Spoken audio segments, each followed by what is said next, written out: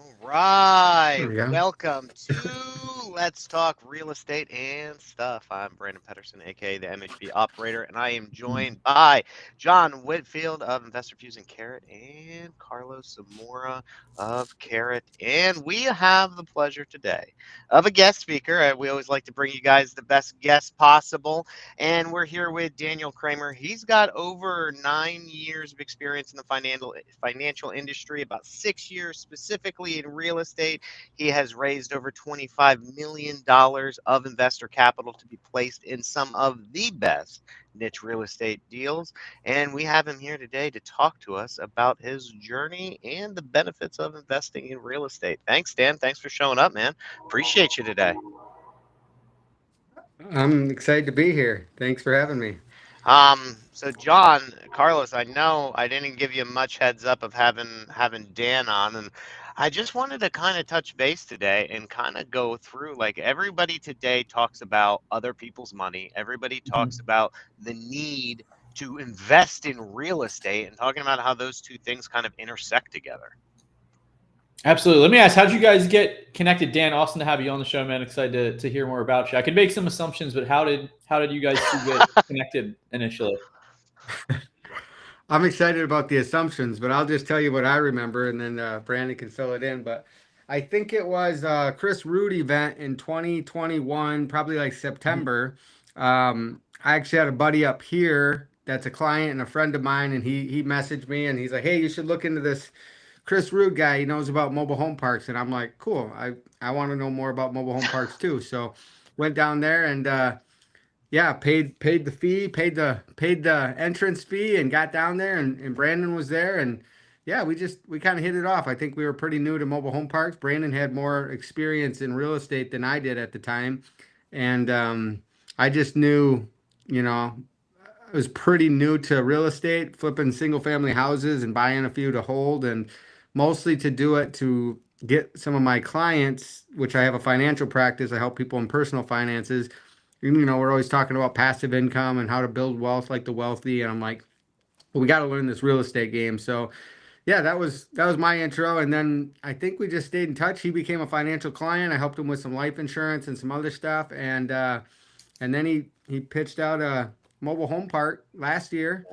And now we're working on, well, we were working on possibly three, but we're definitely working on number two. And yeah, Brandon, fill in the I think gaps that there. was about it, That's man. pretty. I think it was the luck of the draw, honestly, of sitting next to each other at dinner that one night. Mm. And then that was Yeah. the height of like all the craziness with like crypto and real estate and investing. And we just started chit chatting about money and investing and all those things. And that was that. And yeah, I needed life insurance actually. And then I called him because me and my wife, we needed, you know, kids, we needed some money just in case something happened to us. So, I'm a Yeah. customer of his for that.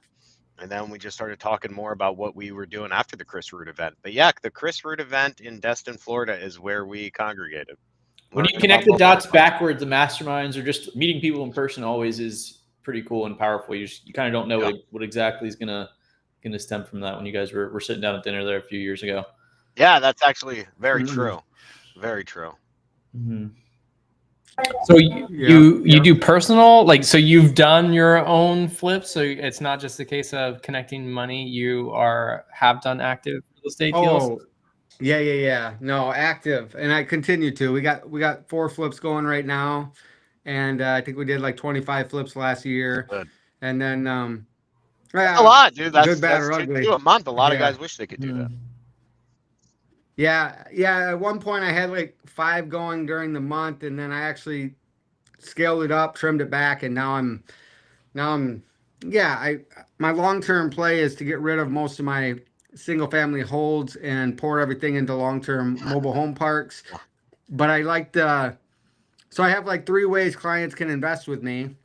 And when I say clients, like, when you're a accredited investor, when you got lots of money and you've kind of been around the block, opportunities are everywhere when you look for them. But when you're like, you got a couple, two to 500,000 bucks to your name, and you're just working your W-2 and you're trying to figure it out, or less, you get your first 20 or 30 grand saved. There's not opportunities to really get into real estate without getting in and having to grind your teeth through all the stuff we've already been through. So I was like, I wanna open that door up for like friends and family. So that's how I kind of started, 20,000 here, 30,000 here. Let's pool it together. I'll go buy this house. I'll throw a little of my money in. I'll manage it. I'll flip it. We'll sell it, and we'll share the profits. And now now I blast out an email to friends and my client list, and boom, my calendar fills up the next week. But it's not like millions and millions of dollars. It's more for that small scale. So what Brandon's waiting for me to do, and what I'm challenging myself to do in the next year here, is I need to build out that list so there's millions of dollars, so we can take down some decent sized parks, and now that I got some trusted operators that know how to find the mobile home parks and manage the mobile home parks, we're ready to kind of scale up. Yeah, But but yeah, kind of all over the place I there. was But just yeah. thinking when you said that, it's a lot easier to step into a single family, like I'm going to lend you, 50K or 100K of my money at 12% or whatever it is, or join with you. It's a lot easier to swallow that, even if I have 500K or $1 million. It's a lot Mm-hmm. easier to test you out that way Mhm. than it is to give you Mm-hmm. a 300K check on a mobile home park too. So like, it's a great entry point. Yeah. Yep. And it's been really good, and I'm not going to pretend every deal has been a home run. I'm trying to get rid of one right now that I got stuck with over the winter that was supposed to sell in October, and it's not sold yet. And we're a little upside down, but I guarantee my clients, 10% on their money, up to, their share in the profit. So, uh, when I finally get their money back to them, they're going to make money. I'm going to lose a little money on this deal, but it's fine. So I've never not kept my promise, which cross your fingers. I hope that, and that means a lot, right? Uh, So it's kind of started small scale, and it really started with the mission to get my clients in the game. Obviously, I want to make money. I want to protect my family and take care of them, but if I just was about the money, I would just stick with life insurance, and you know, that's it. But it's like, how do we get the clients in the game? And it's like, I got to learn this real estate game. So that was kind of my driving force in getting me into real estate, I guess. So how do you? Was that an easy jump for you to go from like I help people with life insurance to now I'm managing a flip? Did you like have resources that or people that you knew that had done that before, or you just kind of threw yourself in and figured it out? I think I just always ask the question, like, what are the wealthy people doing? Like back back up a decade, I was a physical therapist. And then, I was like, what are the wealthy people doing? Okay, cool. I'm gonna buy clinics. So then I got offered to buy some clinics, and I started interviewing my partners that would be my partners. And they're working until they're 70 and they're relying on their 401k. And I'm like, that's not what the wealthy people are doing. Okay.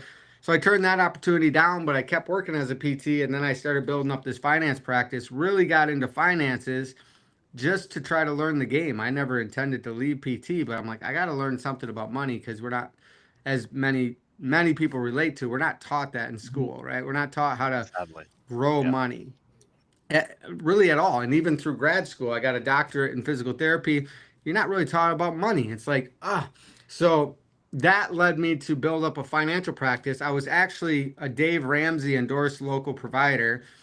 So there was another jump. So I guess my story has been, how long until I take a jump, hopefully to the next level, because It's a journey. then I built that, yeah, and I built that practice up to about 3 or 4 years. And then I quit physical therapy in 2016. And then probably by 2019, I'm like, okay, I don't really like the typical financial approach. Like, it's not resonating with me. It's not what I'm reading in these books. It's not when I'm starting going to events and conferences. It's not what the wealthy people are doing. They're taking a risk. They're investing in something that they control. They're creating cash flow. The typical financial approach doesn't do any Doesn't of know. that. It's lock you out of your money, cross your fingers, give up control of somebody else, and pray that you got something in 30 years. It's like, Yeah. so I was at a turning point again. Like, okay, if I'm gonna stay here, I'm gonna have to make a change. So that's when I got into real estate. I dropped some of my securities licenses, and I think life insurance properly structured is a great tool to have access to funds. And so the whole name of the game is how do we get access to these client funds and how do we put them into things that cash flow? And that's probably what separates me. It's not to say the 401ks and the other stuff are bad in themselves. I just don't think there's enough evidence to say that it's going to get somebody wealthy on its own. So we kind of have to add more to help them out, I guess. You asked yourself that question enough times. What are wealthy people doing? And you stumbled across, or you found your way into infinite banking.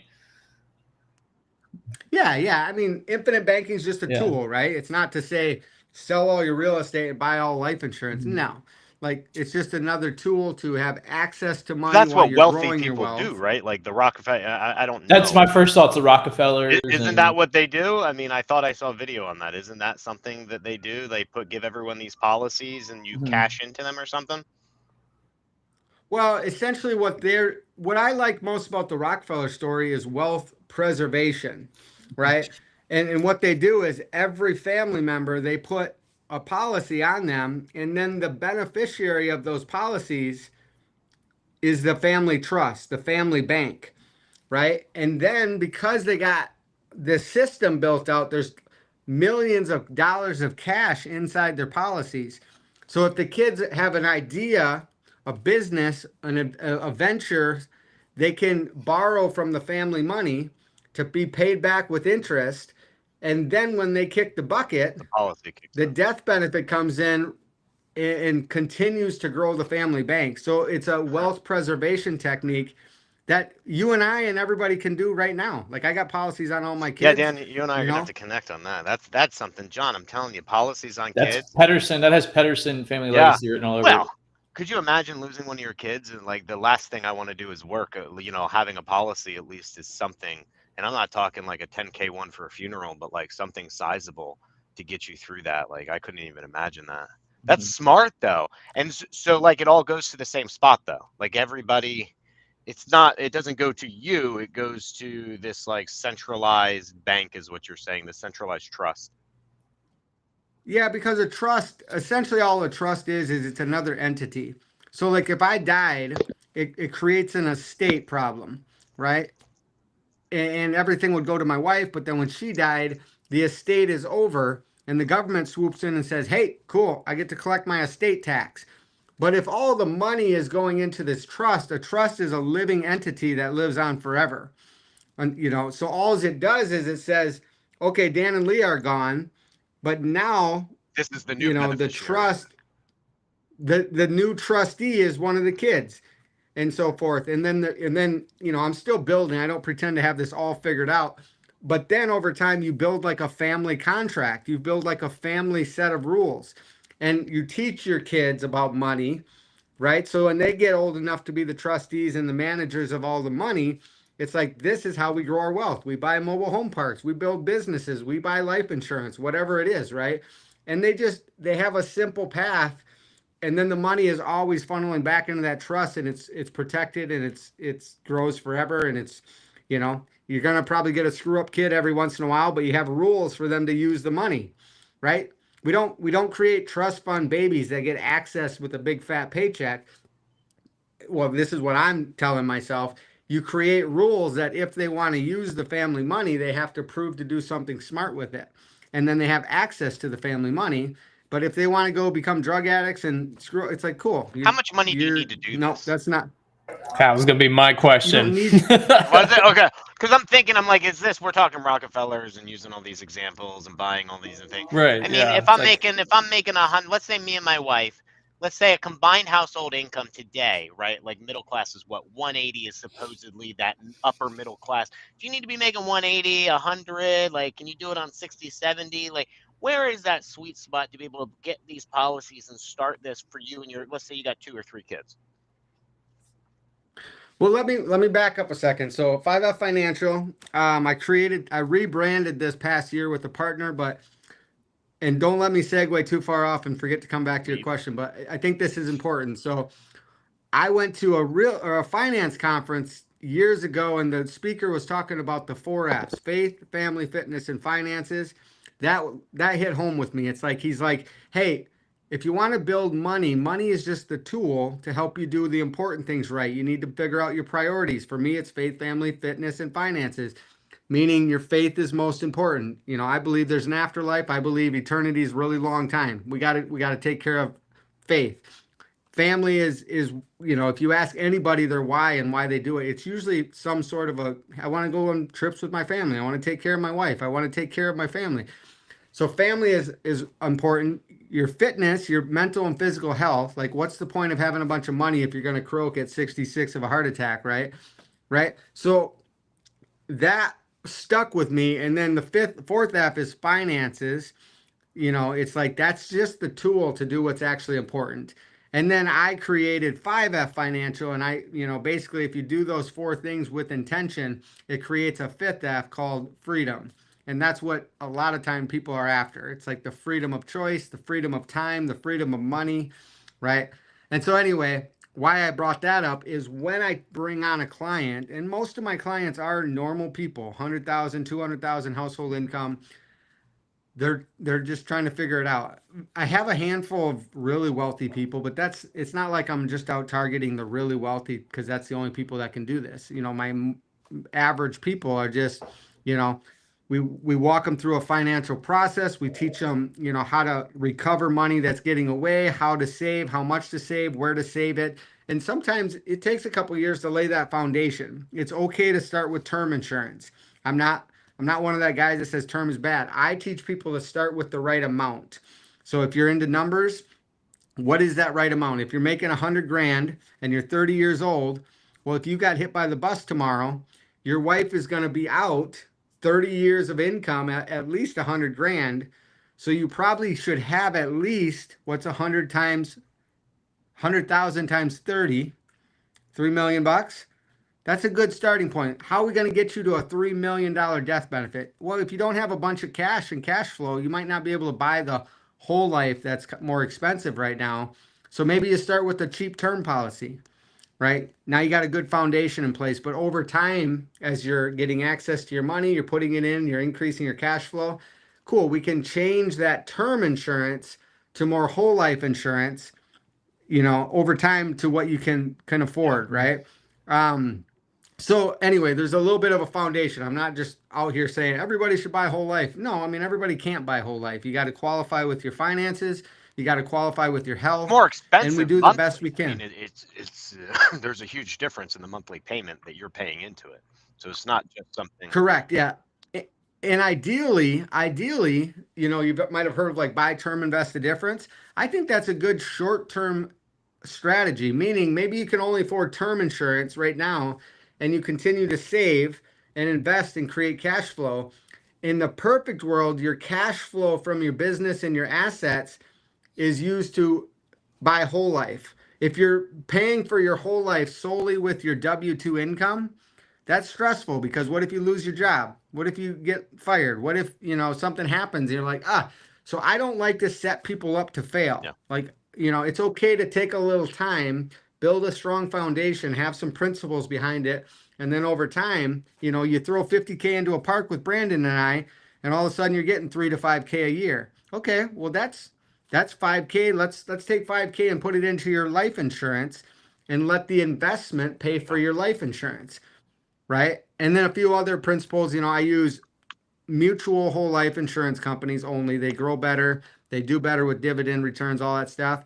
And then I design your policies. So right away in year one, you're building cash. Some people have this idea like whole life, you never get to use the money and it takes forever to grow. No, year one, you have access to the money.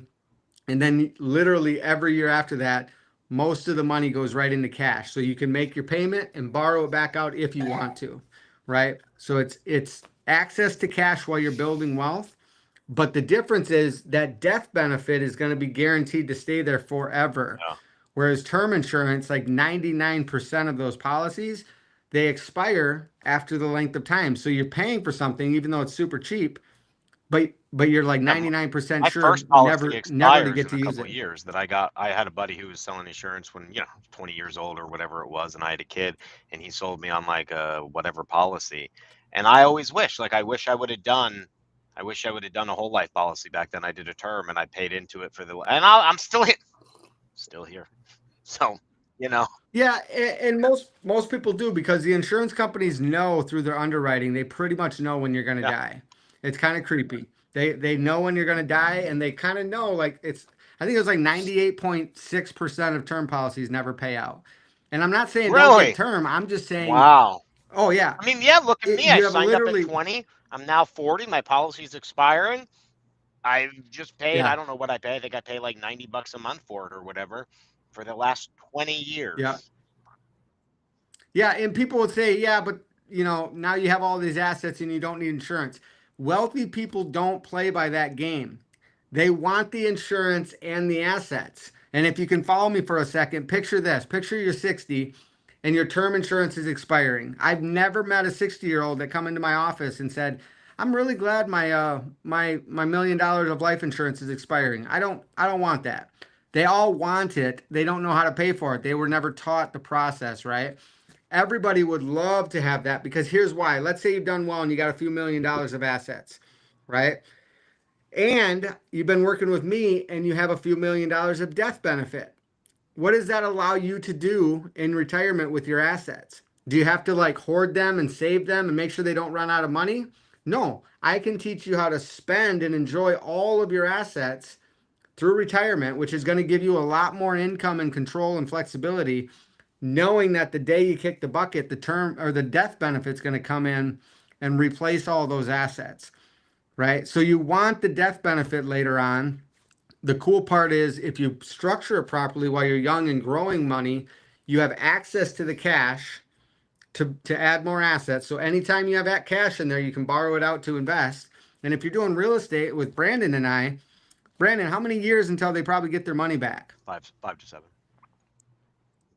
He always says 5 to 7. It's 3 to 5. It's I'm 3 to 5, conservative. I'm Brandon. more conservative. He always says 3 to 5. I'm like 5 to 7.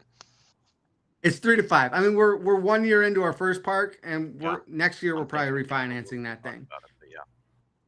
I'm just saying though, so think of that. What if you had a bucket of cash that you can have access to, and because it's a loan from your life insurance policy, you don't have to pay it back, right? You just access the money, give it to Brandon and I.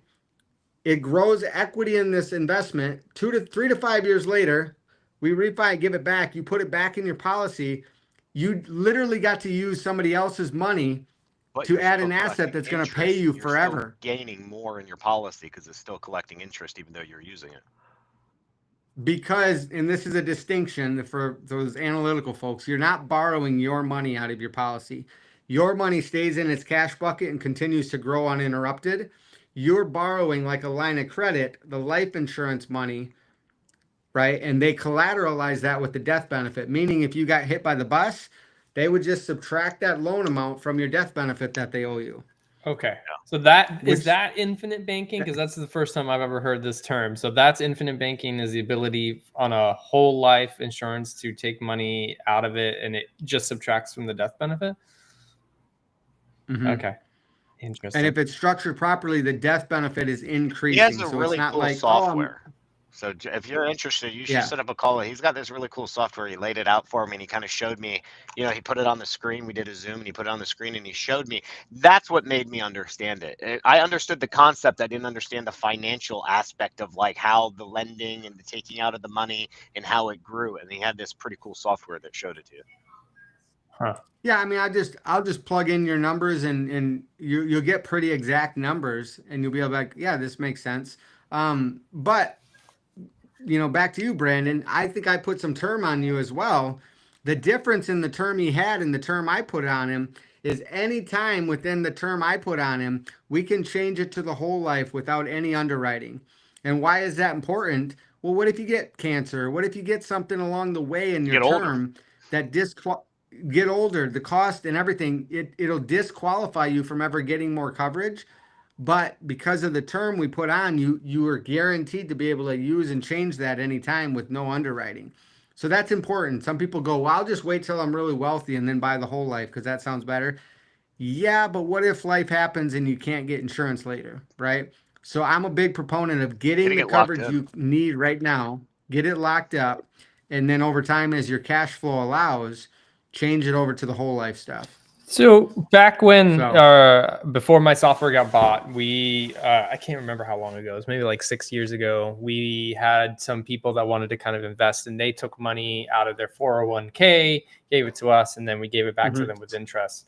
Like, what's the difference or the benefit to using a whole life policy to do the similar thing over a 401k?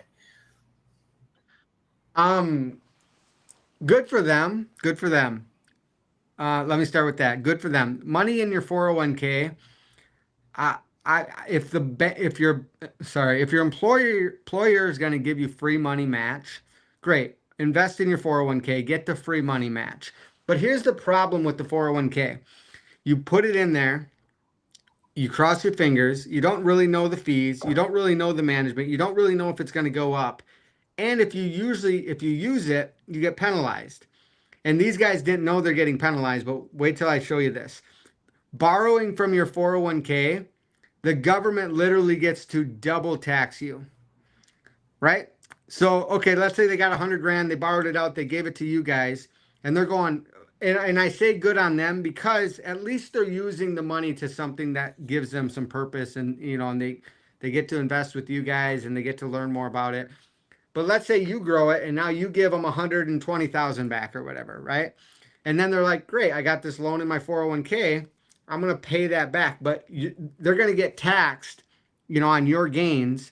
And then it's going to go back in that 401k and they're going to have to pay interest on it, right? So they paid taxes on the earnings. Then they put it back in their 401k. And then what happens in 20 years when they retire and they want to take that money out again? They're going to get taxed again. And not only are they going to get taxed on the money they put back in, they're going to get taxed on that money and its earnings, right? The government's, and you're in bed with the government when you rely too heavily on your 401k. They make the rules. They can change the laws. They can tell you when you can have it, how much you can have. And maybe you're going, well, what do you mean how much they can have? Well, what happens if Congress meets up and goes, hey, we're pretty broke. We're pretty upside down here in this government spending. Where can we get some more money? Well, why don't we say instead of the federal tax bracket being 22%, let's make it 29%. You can't do anything about it. And then when you take that money out of your 401k, boom, 7%. that's taxed as ordinary income. They just got extra money. So anyway, I'm not knocking too hard on the 401k, but here's what I tell people. It's a 40-year experiment, and I think it failed, right? Look around you guys and me and everybody else. Those that spend all their time paying off their house and maxing out their 401ks, are they super wealthy? Are they swimming in money? It's not. They're relying on their Social Security. Like I just tell people, like, great. Like I know people that invested heavily for 30 some years and they get here and they got $1 million. Yeah. Well, And then they turn around the and sit with worst part oh, go ahead. is the recession. What happened in the recession? You keep talking about no control. You keep talking about you're giving this money away to this broker, whoever it is, mutual fund, because you get a select choice of what you can invest in a 401k. It's not like you could just go buy this stock. They're like, here's who we partner with. Here's what you can buy. Mm-hmm. And what happened, what got me into real estate was back during the recession. And I knew people that had invested heavily their whole life and they're about to retire. Market goes down, but because they have no control, those things get wiped. They lose 40% of their value. They went from $1 million to 500K or 600K. They now are working at Walmart trying to make some money because if they start pulling out, and what are their brokers and everyone who runs their stuff just keep it in, and it did grow back in another decade, but that didn't help you if you were retiring at that time. So yeah. So even with those clients, I get those clients a lot. The conversation in their 40s, 50s, and early 60s is let's keep your 401k, but let's stop putting all your extra money into it. Maybe let's add I call it a non-correlated asset. What was that? Oh, it just gave me a thumbs up.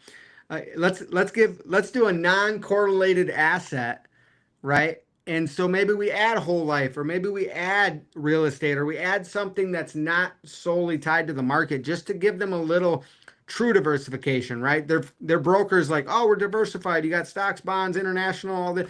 No, it's all called paper assets. It all gets crushed when it gets crushed, right? True diversification is like business, real estate, gold, silver, crypto, different things that do different things when the economy does what it does, right? Not impacted the same. Stocks So have a great stocks and funds. They all have a great place in a diversified portfolio because they are extremely liquid.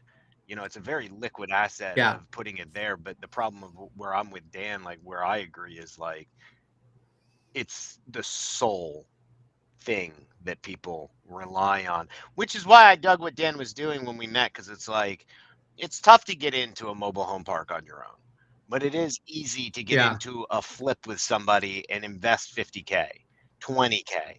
hmm It is easy to do that, and it's stepping stones. It's Mhm. 100%. But a lot of these yeah. things aren't available to people, and that's what bothers me. I love how the rich get richer, and then the middle class just sits there going, "What do I do?" And they tell you to put it in a 401k.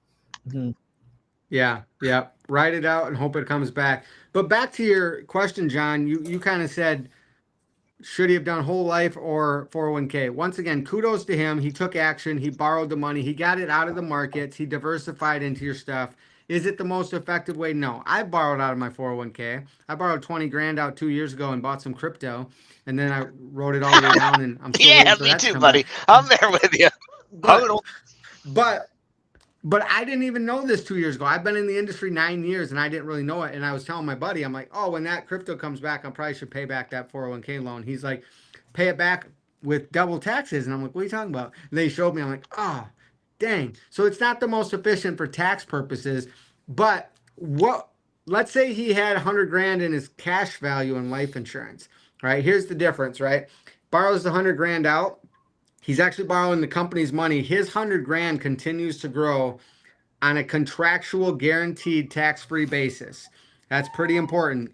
So when he pulled it out of his 401k, he's got 100,000 less that's growing.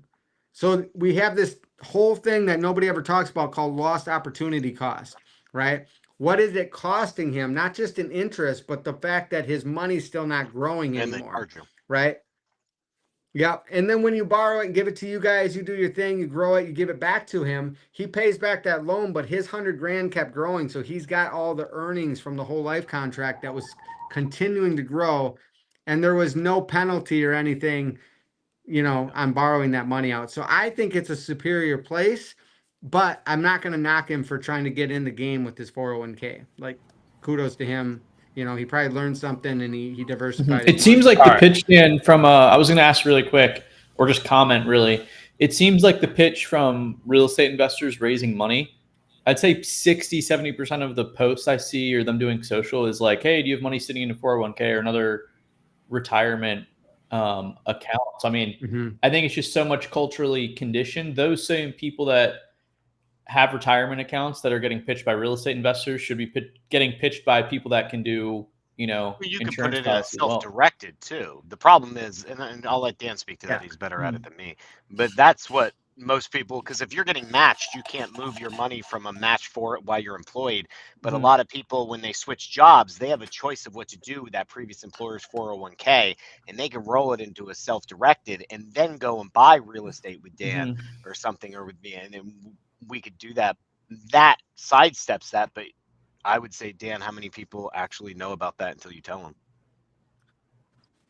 Very few people know about it because their licensed broker isn't going to let Doesn't them want the do money to that go because because they get paid based on how much money they get paid based it, on how much it money they control. assets under management on a licensed investment, right? And so when they come to me and they got $500,000 or 200,000 bucks, I'm like, yeah, you could self-direct that and put it in our mobile home parks or put it wherever you want. You could self-direct it and buy the exact same thing in your 401k that you had, but cut out the fees. Like, self-directing is a great thing. And John, the difference is anytime you have a qualified plan, the government lets you borrow up to 50,000 out, and that's probably what they did with you. They borrowed out. Once again, they're going to pay double taxes, but it is an available thing, right? It diversifies, it puts it into stuff. It's not a terrible plan.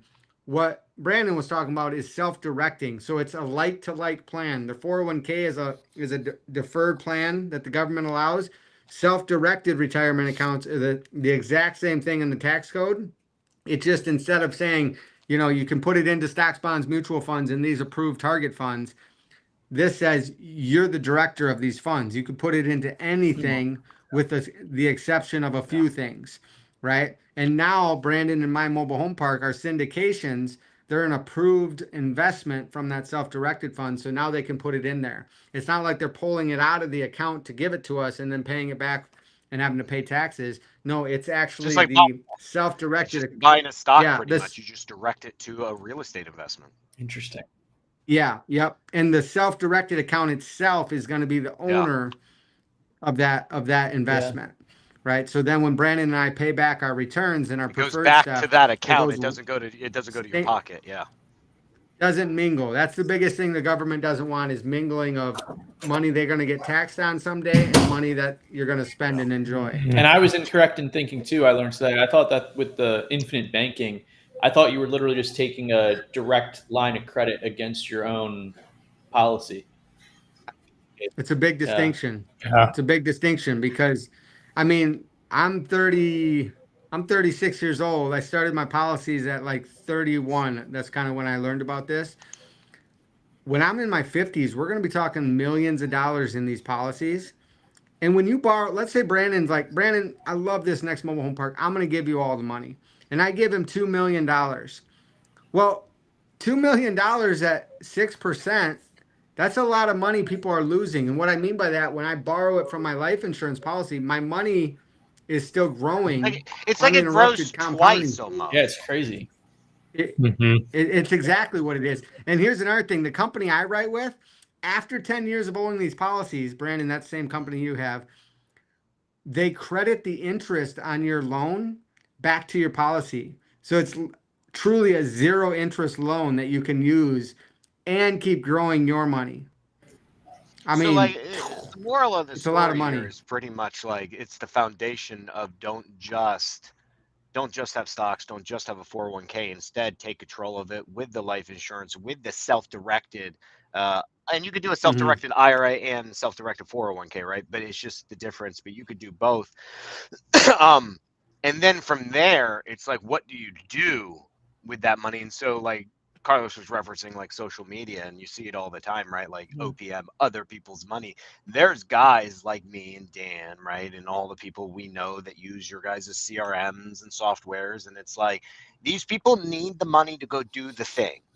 But there's people who have Hmm. the money that don't know how and don't want to go do the thing. Mm-hmm.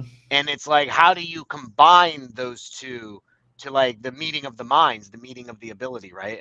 And that's where I think it comes in, is because it's pretty tough to go to me or Dan and say, I want to invest with you, but like all my money is tied up in this 401k and this Roth IRA, and like I don't have any money, and I only make, 100. Me and my wife, we make 200k a year, but like our bills, we only have a couple grand extra to spend. It's like, well, what are you going to do with that?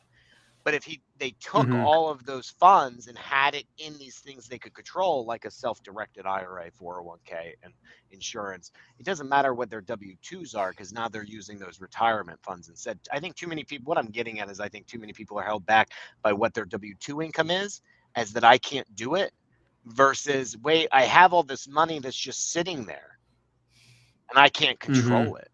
How do I control it, and what can I do with it?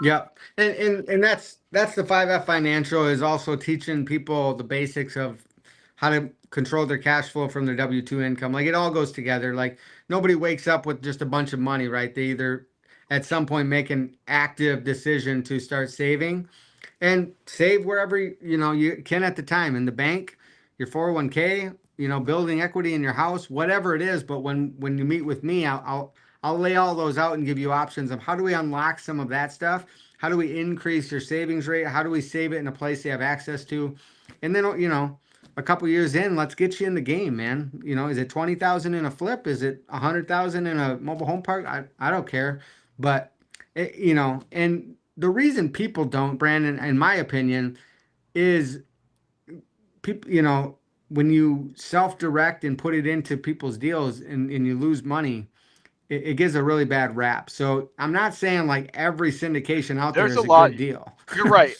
We happen to be in an industry that is fraught with scams, bad operators, or bad deals, especially from the hype of things.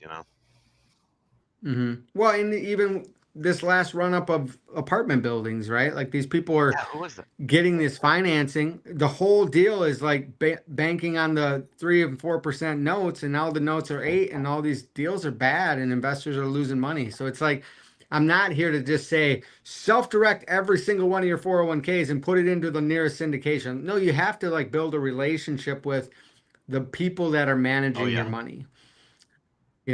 Which if we're going back to the original 401k, like they don't know the people that are getting the You're not fee picking up the on your phone and talking money. to the guy who's running the Vanguard fund.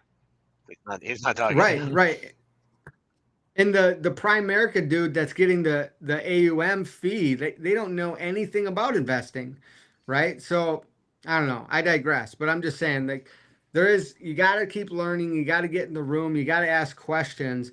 But to Brandon's point, you don't have to be handcuffed just to stocks, bonds, mutual funds in Wall Street. When let's be honest, nobody really aligns with that anyway. It's just what is kind of told and sold us for the Oh, I last could, 40 I, years, so I we think could, is I could safe. definitely go on about that. I definitely think it is an inefficient market where not all information is known, and a few people know the information and profit from it.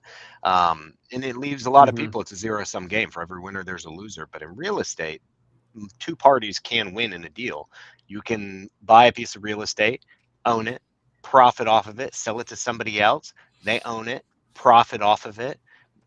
It doesn't Mhm. have real estate is not a zero sum game in the majority of instances, whereas with stocks and those types of investment, for every winner there's a loser. Yeah, I want to get into real estate because I don't want to miss on that before we run out of time here. But I just have to ask a question. Like we've gone through all this, and whole life insurance sounds great, but it sounds too good to be true. And where's the business model in the insurance companies offering this? If like everybody dies, gets the payout, and you can borrow off of it, and it keeps growing even when you borrow the amount out. Like, how does that work as an insurance company offering that? Like, how does it work for them? Are they making money somehow that I'm not aware of? Oh, yeah. I mean, they're billion-dollar companies. They're shoot. I'm probably going to do a disservice on this answer, but they make money on a handful of ways, right? All these premiums are going in, right? And the first like 3 to 5 years, there's less money available than what you put in. Like So there is a you are cost to putting in a insurance. significant amount of money, and that's why you're saying you often have to start with term and then go to whole. It's like it requires you to invest significantly into it. I mean, what's significant? When I have a baby, right? I put $1,500 a year into their policy, and it gets them a $500,000 death benefit, Oh, wow, that's not right? significant. So I don't know. Is that significant? I mean, I don't know. And by the time they're like 20, they're going to have like 30 grand in their policies. And, by the time they're teens, I'm going to be teaching them how to borrow it out and get into a flip with me so they can start utilizing that money. Yeah, I mean, what's significant, Oh, right? it's all But six going. when you're 65 and you want a $500,000 policy, it might be $60,000 a They know you're year. going to die, but they also take that money and invest it. So they take all of our premiums and they go buy things like stocks and all those things, and they make Invest in money your on guys' the. deals. Yeah. It's all Well, based they off of do. the They do. A lot of these companies it's will give yeah. out loans. They have different arms of their business that they do Mhm. those things, and they'll that's what they do. It's all based off of mortality on the cost of your insurance. How close are you to dying? And they know that based on your health and your age, right? So They kind of term know. insurance is betting on the majority of people not dying and they have that money, but whole life is more like a fund. They work more like a fund of we're getting these premiums and we've got to make money off of them because we know they're going to die and we're going to have to pay it out eventually. Yeah. Okay.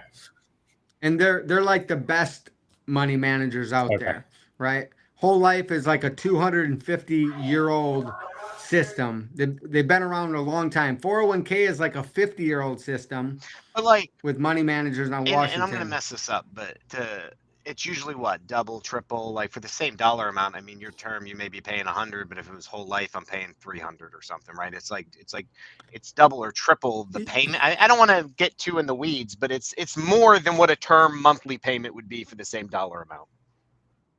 It's absolutely more, but then you get into how you want it designed. Are we designing it so you want more death benefit? Like I meet with people and they're flush with cash, right? And they don't need cash in the policy. They want the death benefit. So we might put more of the premium to buy more death benefit, but they don't have as much cash.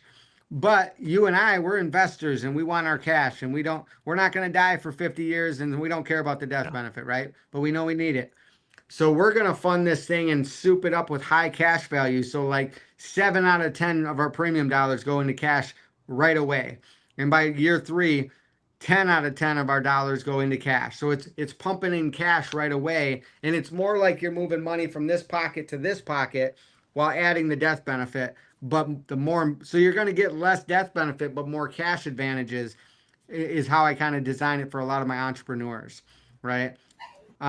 So is it 3 times term? Is it 10 times term? It all depends on your cash flow, right? It all depends on how we design it for you, right? Cool. I just put a policy on a 73-year-old, and we don't care a dime about the cash inside the policy. She just wants that death benefit to be guaranteed to be there when she kicks the bucket, right? And so Different you purposes. meet with me, we figure out what you can get, and then we figure out your cash flow, and then we figure out what's the And it's best all a design for journey. you. Like I still need to set up a Mhm. trust and stuff, and like I just wasn't there before when you and I were talking. But as I acquire more properties and assets and shares in Mhm. these investments, it's like the needs change too. Like you grow into it instead of trying to do it all at Well, once. yeah, and we're all on the Mhm. journey. Like I have a trust, but now that I'm learning more, I'm like, is it the right trust? Do I have to like meet again with the attorney? Like nobody wants to pay an attorney for trust. It's like right, it's I like don't the know. stupidest thing ever. But that's my next journey in the financial practice is how do I simplify this down even further? Yeah, I got a good grip on whole life. Yeah, I'm all in on like alternative investments. Now, like, how do we put a step by step simple picture together so someone can be like, cool, I got this stuff. Who's the beneficiary? Where's the trust? How's that all set up? So that's what I'm building out this year is like having the team to actually do like soup to nuts on this stuff. So it's super easy for people. Fascinating. Cool. Love The it. All right. amount of money, Go I was ahead. just going to say really quick, just think the infinite banking has always been super cool to me, but just thinking compound, like how much money that they've saved with millions and millions and Yeah. millions in dollars between Oh, oh interest yeah. and keeping it in the family. I mean, that's just like why one of the many reasons the rich stay rich is like they just know, they just have the Yeah. knowledge of those. I They don't even take the know if it's a time. loophole, They, but they they have the resources to know is the difference. resources and knowledge. Yeah, Yeah. resources to the knowledge. That's To the exactly what it knowledge. is. Yeah. That's exactly what it is. Yeah, we could spend another hour on this, but I know let's hop into some real Yeah. estate too. All right. So we know that you did or are doing still flips, but the podcast knows why Brandon loves mobile home parks. Why is it that you got interested in mobile home parks? What is it that you see for that kind of asset in the future? Why is it exciting to you from a financial perspective as well? So I think a lot of my decisions come from the lens of am I protecting my investors' money, right? And Brandon probably knows that. I'm always asking him like, when are we going to get back to them? When are they going to get their pref return? Like, how is this a good deal? And the reason mobile home parks is appealing is in single family homes, you're kind of taught the 1% rule, right? And those that have invested any length of time, they know that the 1% rule kind of got shot in the foot pretty heavily this last couple of years with with insurance costs and property taxes, right? And now it's like, whoa, these single families are not going to cash flow. Well, you can do like a 2 to 3% rule with mobile home parks pretty conservatively, right? That $30,000 unit could bring in $1,000 a month. That's over a 3% rule, right? So there's some cash flow, and then you're going, well, yeah, but it doesn't appreciate. Well, they do appreciate. They go up in value, and we've proven that. So a lot of the reasons people were saying, well, it's trashy and it's not going to be worth anything in the future, with proper management, it it actually goes up because the bank only underwrites the loan on the value of the lots themselves. So anyway, there's a lot of reasons I got it. I'm like, it's a safe asset. It has enough cash flow to give a decent return, and we have multiple exit strategies. I mean, I'm sure Brandon covered all of that, but you can sell the trailer to create some liquidity. You can refinance when you improve the park to increase the liquidity. You can sell the park. Whereas, sometimes these apartment complexes, it's all based on the debt. It's all based on, raising rents in an already raised rent scenario. So I don't know. I just feel like there's I've been in some syndications where it's like, cool, we're going to get this and then we're going to raise rents over 4 years. Well, then what happened in the last few years? You can't raise rents, right? And now we're 3 years into this thing, and I'm like, dude, am I going to ever get my money back? I don't know, right? So with mobile home parks, you can force the appreciation, because when we buy it and it's, we buy that Georgia park and it's run down and the guy used it as a dump yard. Well, you just put in some equity, some sweat equity, it's going to go up in value. You can force the appreciation, you can force the income in your gross rents, you can get good cash flow. And then on top of that, the bank doesn't just look at the asset based on the value of the home itself. It's based on the lot underneath the Yeah, home. like I was saying, So that's a when you were few saying reasons. that, I just wanted to say this. Although mobile homes themselves depreciate, right? In majority of markets, when you combine them into a park, they appreciate. It's the combination of them within the community that makes the mobile homes valuable. You know, on its own piece of But land in the middle of nowhere, not as valuable. Combine them together on that piece of land with the infrastructure, 30 of them, 50 of them, 100 of them, very valuable. and even that though, like with Chris Rude, right? He's owned these 80s models that he'll throw 3 grand into and sell them for 20 Yeah. grand. Well, that So park I we're mean, buying, the one in it's Arkansas, that's what the contracts are. It's yeah, like these 1980 units, and the previous owner, the ones we're taking over, it's like a $27,000 contract that they're paying a couple $100 a month on, and they just bought this 1985 2 bed, 2 bath or whatever for like 27 grand. yeah, And it's like, right. and then if they default on it, you do it again, and you just keep doing it. Hmm. So that's a pretty deep for Yeah. someone listening, but multiple exit opportunities. I consider that a safe asset that actually spits out some cash flow. So for me, when I'm pitching it to my clients and my investors, you're gonna actually get some cash flow because the rents allow it. The gross rents coming in is enough to give you cash flow in those early years. And the bank already told us, like, half the time, your gross rents are here. If you meet XYZ conditions, we're going to value it at this. Well, cool. It's not like well, if you raise rents and that's your only exit option, then we'll give you the loan. Oh, we can't raise rents. No, it's like clean up the park, bring in trailers, increase the rent roll, Yeah. and then you'll be valued at here. Well, then we can refinance, and if the rates stay at 8%, okay, we don't refinance. We have plenty of cash flow to live on this thing for a while. But rates pop down, that actually increases the value more. Do a cash out refinance, give all the money back to the investors. I mean, for those reasons, I'm in. I like it. Yeah, so, do you consider mobile home parks to work for any type of person that's investing? I've got 20K, I've got 100K, I've got 1 million. You would say, I think this is a great asset for any of that? Or would you say, hey, you're in this range, I think single family is a better return for you? The reason, so we have a 50K minimum on our syndications. It's a little bit of paperwork to bring on a client, and it's a little bit of time every month to manage and service that client. And for that reason, 50K is kind of our minimum. The reason I do flips, and it's not open to the public, so even if your guys' listeners are like, I got 20K and Dan said he can invest, I will invest with you, but I'm going to be upfront. You have to get to know me. You got to become a 5F client. I have to know your finances, because Brandon explained to them, like, I can't just open market to random people. You know Yeah, this you better have to than have I do. pre-existing relationships with people. You have to have established relationships and knowledge, and they have to become sophisticated. In order to invest in like a lot of these things, you have to become sophisticated. How do you get that? Through that relationship and through doing smaller things. And doing a Yeah. single family flip here and there gives you that experience. But you need that relationship with Dan. So it's a stepping stone thing. Yeah, but it's Oh yeah. possible. Like I Some of the people we have in our other you part, I know, mean, yeah, just they all come from that. And it's like, and mhm. I would say they're very happy. Yeah, but if it's somebody's first time they invested and maybe they thought they were going to get this quarterly payment and they got this and they're all up in arms, it's like, no, they're not. They don't understand it well enough to know. So I definitely want to take them through a little bit of Mm. learning, because it's alternative, right? It's not the stock. They lose 10% this month in their stock market and they go, well, Well, I know. but all of a sudden it's a little off in our syndication deal, and they get all their panties in a bunch, and it's like, so I got to take them through a little bit of stepping stone for my personal clients that have been invested with me for a while. That's what I opened up the flipping operation, right? So they can get in with a lower entry, and then it's like a 3 to 6 month deal too. So they get in, they see it, they get updated, they get their money back, and yeah, Oh, okay. that's kind of the what. I think that's good. Yeah, that'll work.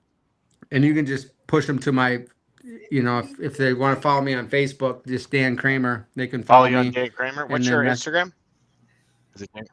I think it's at Dan Kramer At Inc. Dan on Kramer Instagram. Inc. Go at Dan Kramer And for then Facebook, and John's going to post a link here to connect with Dan.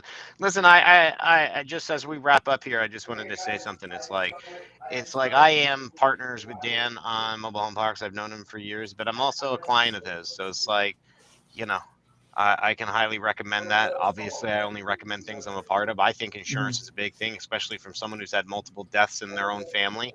Life insurance is a very important thing, and it's a stepping stone, whether you start with term or whole life. Self-directed IRAs, got my family in those too, all these things. And you can do that by reaching out to Dan. So I think it's a great stepping stone for investors wanting to become more sophisticated. awesome. Appreciate you guys having me Appreciate you, on. Dan. Awesome episode. I learned a lot. I learned so much. Good. I've spent all my life figuring out how to build software, and clearly ignored this aspect of planning. I'm still young though, but most people do, right? Yeah, most people do. That's why it's important. I mean, yeah, they like 401k. That's what I've heard everybody do. That's probably what I should do as well. So yeah, no, this is definitely a great learning episode. Right. Awesome. I love it. Thanks so much, guys. Awesome. Thank you, Dan. I'm sure we'll have you back again one point in the future. That was a lot of learning. Definitely. We'll talk more real estate next time for sure. Knock 'em low.